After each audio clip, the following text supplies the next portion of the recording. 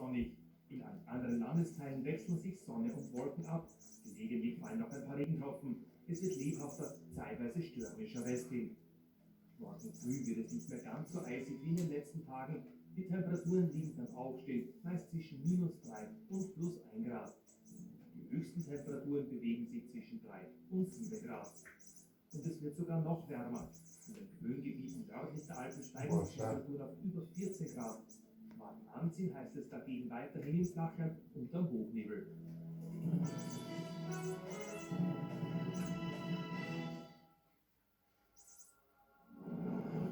Wir hatten eben noch einen Fall draußen. Da habe ich jetzt gerade eben von meinem Mann erfahren, dass da auch jemand umgefallen ist. Ich weiß nicht, ob das irgendwie miteinander zusammenhängt. Okay. Es ist eben erst passiert. Ja, ich weiß es auch nicht. Leon lag auf dem Boden, der war mit dem Tortelloni anfangen. XL Tortellini. Das ist jetzt der Teig, der geruht hat. Ja, den haben wir auch hier auf die richtige Größe ausgestochen. Das ist in etwa die Größe eines Kuchentellers.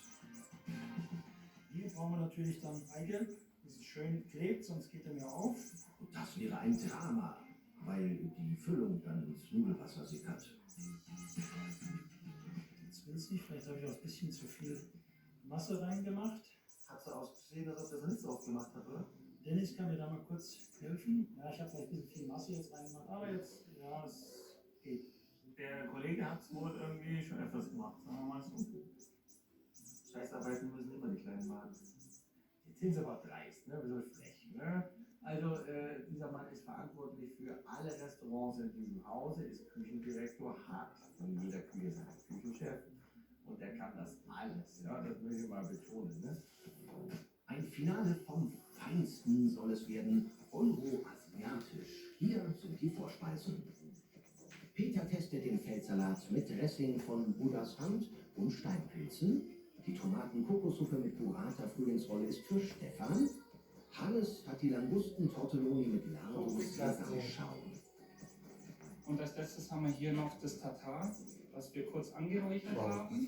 Mit einem Kafernschaum, kleines Roggenbrötchen und einer Chili-Butter. Allgäuer Kalbsteak. Denn schon der Ausbau muss von speziell geschulten Mitarbeitern in Schutzanzügen in einem abgetrennten Bereich erfolgen.